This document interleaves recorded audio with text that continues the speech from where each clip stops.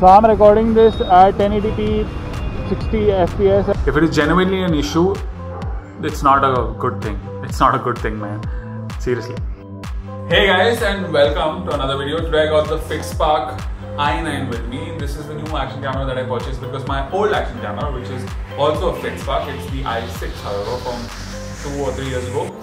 It stopped recording audio because obviously I dropped it, and you can see the front panel is fully gone, and I have put just cardboard on top of it just to keep it running. So I've upgraded with this one. There are several upgrades over the old i6, so we'll talk about that. But first let's do a time-lapse unboxing so that we don't waste anyone's time.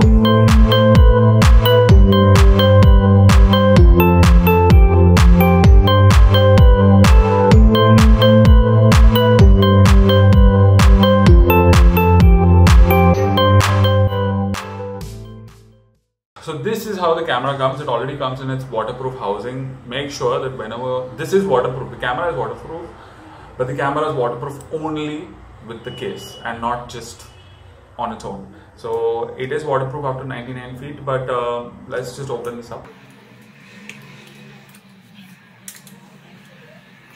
So this is what the camera looks like. From inside there is a piece of plastic here, which I'll get rid of. So the camera has got a rubbery finish to it, a rubbery texture all around, and that gives you a lot of grip while holding it. Also, the design is quite a lot inspired from GoPro and Insta360. You can see these are the ports you get: 2.5mm audio jack for the mic, HDMI out, and a USB. Also, micro SD card slot, and some buttons on this side and 2 buttons on the top. Now this box has a lot of accessories in it, and I'm not even going to go through all of them. I'll just show you all the important ones. So out of the many accessories, you will have a lot of these type accessories which have a screw and nut configuration. This is very useful if you want to attach the camera to your helmet. If any of you are using it for motovlogging, then you'll need this J mount. These are the stickers. However, this is a very important mount. This was not there with the Eagle i6. This mount is useful to attach the action camera directly to the helmet without using this. This is a waterproof mount, and remember, this has to be used only if you're using it in the rain or you're taking it underwater. Otherwise, it's going to cut a lot of audio out if you're using any mic, the internal, external, because there's no slot here to use the external mic with this thing on, so please keep that in mind. This is the controller watch they give you. This was available even with the i6, but to tell you the truth, I never ended up using it in 2 years, so I never used this. If you like using it, maybe you can use it, but I have never used this, so this is not very interesting to me. So what I'm going to do now is I'm going to charge this, and then I'll show you some footage in day, night. And I'm going to add some color to the footage, not add a color, but I'm going to shoot things which have different colors so that you know what kind of footage you're getting. Also, I'll be doing a 1080p sample, not 4K, and I'll tell you why. So let's get into it, because I've seen a lot of people, they do a footage test, but then they're in a park or they're in an area which has a lot of greenery, and then what happens is this thing gives you a very yellow tint to the footage. So let's get into the real natural world. So I have started the camera for the first time, and you can see it's pretty bright, the screen, and a lot of settings on it. I have set it on 1080p 60. I will show you all footages in some time. I have activated the active wind noise reduction feature on this, and I'll show you the front screen. So you have to press this button, and then it activates the front screen, and you have the resolution, details, you have how much time is there, battery, all the information that you would need while recording from the front. Press it again, and it goes to the back screen. So right now I'm recording with some wind sound, and this is the audio that you can expect. Okay.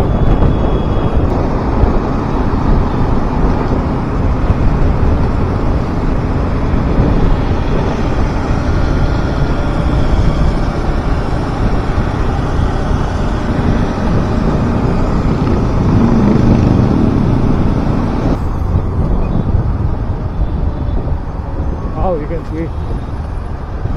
Gold skies, man, gold skies. Okay, the truck just hit the gold sky.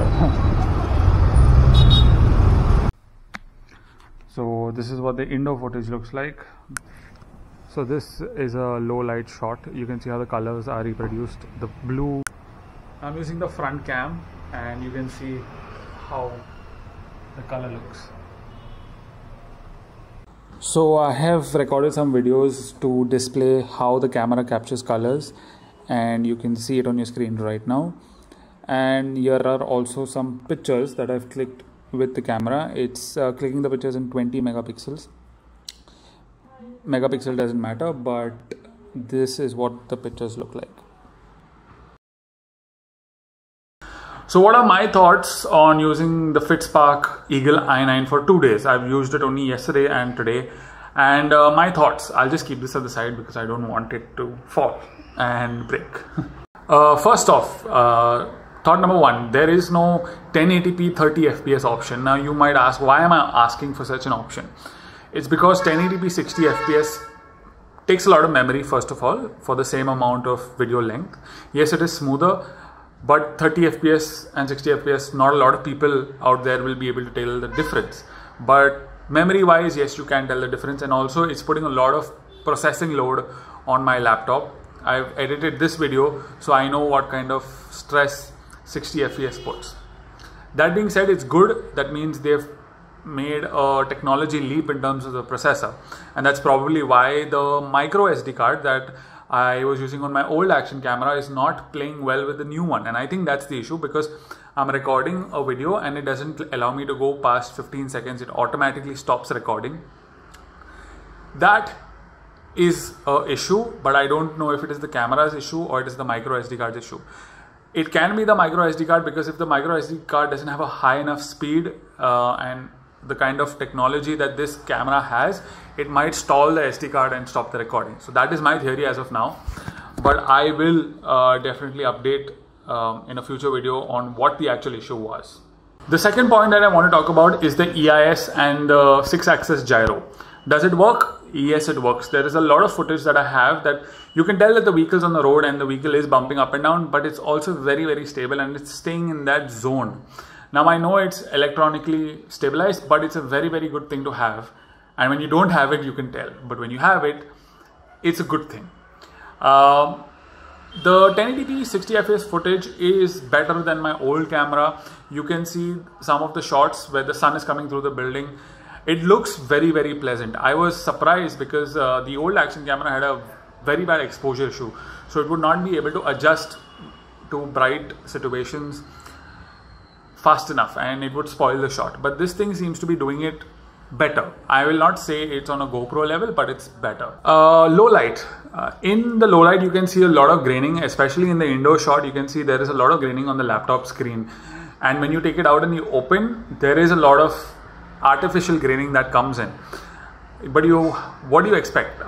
This camera cost me 6,000 rupees. It's not a 44,000 rupee camera. It's a 6,000 rupee camera, but it's doing pretty well. You can tell what a car is, you can tell what a man is, you can tell what a bird is or a cat is in the video, and that's pretty good for a camera of this price and this caliber.